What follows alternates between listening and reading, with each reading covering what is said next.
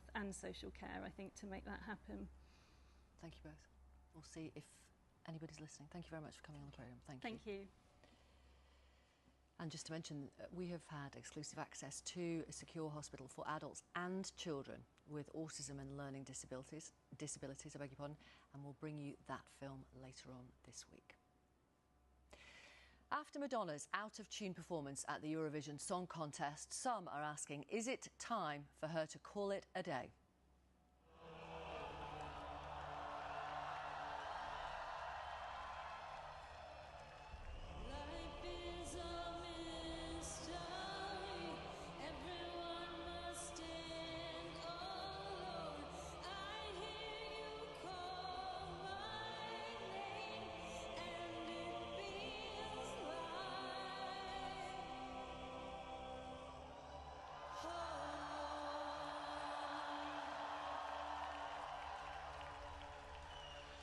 Just like the prayer, your voice can take me there.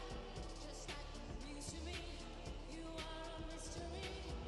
Just like the dream, you are not what you seem.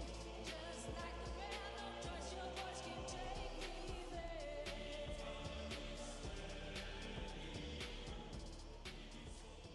OK, I adore Madonna, and a little bit of me died inside when I heard her singing like that. Let's ask Matt Cain what he thinks. He describes himself as a Madonna superfan. He's also author of The Madonna of Bolton, which has got to be the best title for a book ever. A new book about a young man finding his identity through Madonna's music. It could even be about you, Matt. It kind of is, babe. And Georgina Hill-Brown is a vocal coach. She calls herself the honest vocal coach. First of all, Matt Cain, is it time for Madonna to call it a day?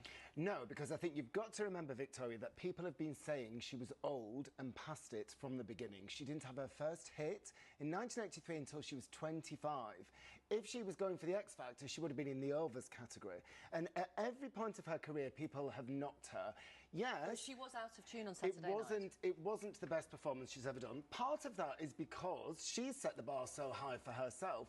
But also, you've got to remember with Madonna, she changed everything for what we expect from a modern-day pop star. It's not just about the vocals. Pop stardom isn't about virtuosity. It's about capturing the spirit of the time. With her, it's about imagery, ideas, dance. It's about all these different things coming together, and she still has that. That spirit was still there when she was on stage. That's true. Georgina, could you have helped her sing more in tune?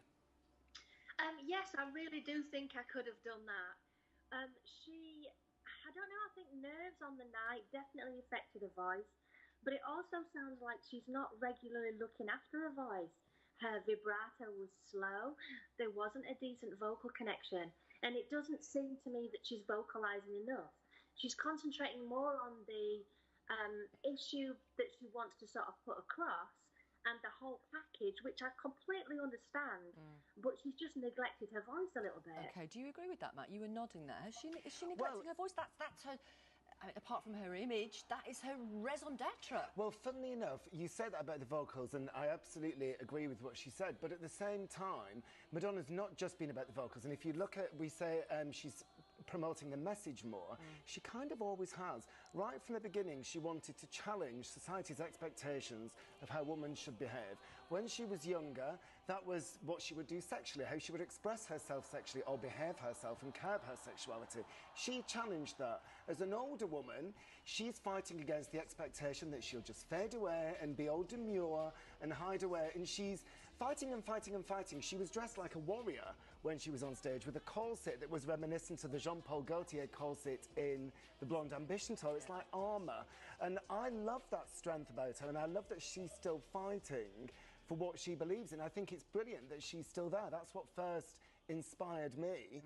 That's why when I was going through a challenging period in life, I clung on to her as a spirit guide and needed to channel. Well, I wanted to channel that strength. And I know so many people who've read my book who've come up to me and said, that's exactly what I wanted from her. I was struggling. I knew her mum had died. I knew that when she was 5, I knew she had a terrible divorce.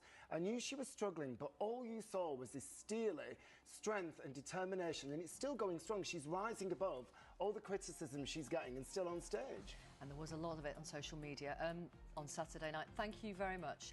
Georgina, thank you. Matt, thank you very much for coming on the programme. Thank you. Thanks for your company today. Back tomorrow at 10. BBC Newsroom Live is next. Have a lovely day.